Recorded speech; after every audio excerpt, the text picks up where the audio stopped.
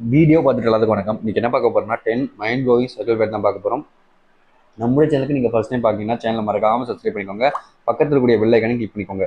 அப்போ தான் நம்ம போடக்கூடிய எந்த ஒரு தகவலாக இருந்தாலும் சரி உங்களுக்கு நோட்டிஃபிகேஷன் உடனே வரும். அண்ட் உங்களுக்கு ஏதாவது டாபிக் வீடியோ வேணுச்சுன்னா நீங்கள் மறக்காமல் கமெண்ட் பாக்ஸில் கேளுங்க. கண்டிப்பாக அந்த ஒரு டாப்பிக்கில் உங்களுக்காக வீடியோ வரும் நிச்சயம்.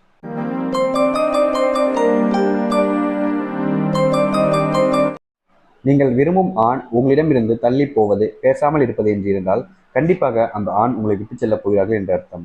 அதாவது பார்த்தீங்கன்னா உங்கள் லைஃப்ல இருந்து ஒரு ஆண் உங்களை விட்டுட்டு போறாங்க அப்படின்னாலே முதல் விஷயமா என்ன செய்வாங்கன்னா உங்ககிட்ட பேசாம இருப்பாங்க. முக்கியமா நீங்க பக்கத்துல வர கொஞ்சம் கொஞ்சம் தள்ளி போவாங்க.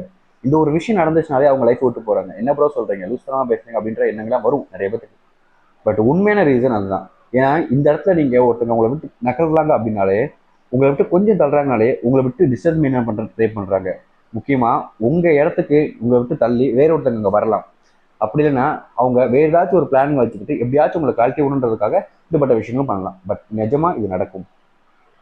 நீங்களும் நீங்கள் விரும்பும் நபரும் பேசிக் கொண்டிருக்கும் பொழுது இருவருக்கும் இடையே சண்டை வந்து அந்த சண்டையில் போனை தவிர்த்து விட்டு சென்றால், நேரில் சந்தித்தாலும் சென்றால் கண்டிப்பாக அவர் உங்களை விட்டு சென்று விடுவார்.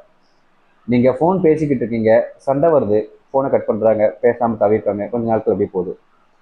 இதே இது அகெயின் அகெயின் அகெயின் நடந்துச்சுன்னா அவங்க உங்க லைஃப்ல இருக்க மாட்டாங்க, அவங்க விட்டு போயிடுவாங்க.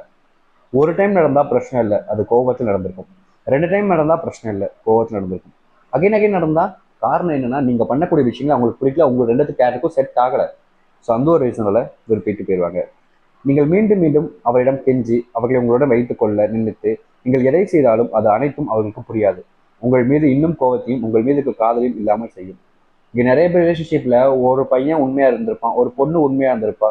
ஆனா அந்த பையன் தப்பான வந்திருப்பான், அந்த பொண்ணு தப்பான வந்திருப்பா.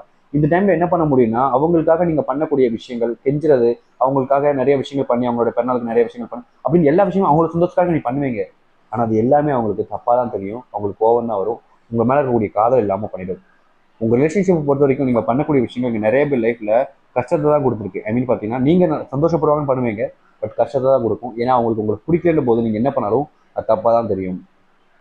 நீங்கள் விரும்பும் ஆண் என்னை சிறிது நாள் தனியாக விடு, நான் தனியாக இருக்க விரும்புகிறேன் என்று கூறிவிட்டார்கள் என்றால் நிச்சயம் அந்த ஆணுக்கு உங்களை பிடிக்கவில்லை என்று அர்த்தம். உங்கள் லைஃப்பை விட்டு போயிடுவாங்க. என்ன ப்ரோ சொல்றீங்க, தனியாக விட்டா இப்படி ப்ரோ எங்கள் லைஃப்பை விட்டு போவாங்கன்ற கேள்விகள் வரும். ஒரு விஷயம் சிம்பிளா சொல்றேன். இப்போ நீங்க இருக்கீங்க, ஒரு ரிலேஷன்ஷிப்பே இருக்கீங்க, அவங்க கூட பேசிட்டே இருந்தீங்க அப்படின்னா போது அந்த ரிலேஷன்ஷிப் இருக்கும். இப்போ தனியாக ஒரு 2 வாரம் அப்படியே விட்டீங்க, இங்க வேறு ஜாலியாக சுற்றிக்கிட்டு இருக்கீங்க, வேற ஒருத்தர் கூட பேசிட்டு இருக்கீங்க, வேற என்னமோ பண்ணிட்டு இருக்கீங்க. ஆனோ ஒரு பொண்ணு யாருன்னா சொல்லு, உங்கள்கிட்ட சொல்றேன்.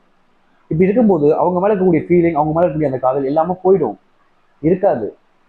அந்த டைமுக்கு அப்புறம் அவங்க எப்படி திருப்பி வருவாங்க? என்ன தனியா விடுன்னு ஒருத்தவங்க சொல்றாங்கனாலே உங்க லைஃப்ல இருந்து வெளியே வர்றதுக்காக தான் அந்த விஷயத்தையே சொல்றாங்க. அதை ஃபர்ஸ்ட் புரிஞ்சுக்கோங்க. நீங்கள் கண்ணீர் விடும் பொழுது நீ செய்வது எனக்கு பிடிக்கவில்லை, உண்மையில் எனக்கு எந்த ஒரு ஃபீலிங்கும் வரவில்லை என்று கூறினால் நிச்சயமா அந்த ஆண் உங்களை விரும்பவில்லை என்று அர்த்தம். இது இப்ப நடக்கக்கூடிய விஷயங்க. நீங்க கண்ணீர் விட்டுக்கிட்டு இருப்பீங்க. ஃபார் எக்ஸாம்பிள் சொன்னா உங்களுக்கு சண்டை வந்துருச்சு, திடீர்னு நீங்க அழுதுட்டீங்க, என்னால முடியல அப்படின்னு சொல்லிட்டு ரொம்ப கஷ்டப்படுறீங்க.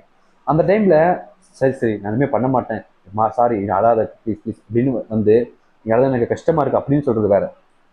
நீ அழுதாவே எனக்கு பிடிக்க மாட்டேங்கி, இரிட்டேட்டிங் ஆகுது, எனக்கு கூமா வருது, எதுக்கு இப்ப அழுதுகிட்டு இருக்க அந்த மாதிரி கேட்கறது. நீ அழுத எனக்கு ஃபீலிங்கே இல்லை, நீ அழுது எந்த ஒரு போஜனமும் இல்லை இப்படின்னு சொல்றது இருந்துச்சுன்னா அவங்களுக்கு உங்க மேல லவ் இருக்குன்னு நினைக்கிறீங்களா? ஒரு இலவுமே கிடையாதுங்க. அவங்க உங்களை விரும்பவே இல்லை. எப்போ ஒருத்தங்க நம்ம கண்ணீர் விடும் போது நம்ம கண்ணுக்கு தொடக்க கை கொடுக்காம இருக்காங்களோ அவங்களுக்கு நம்ம மேல எந்த ஃபீலிங் இருக்குன்னு நீங்க நினைக்கிறீங்க? கிடையாது.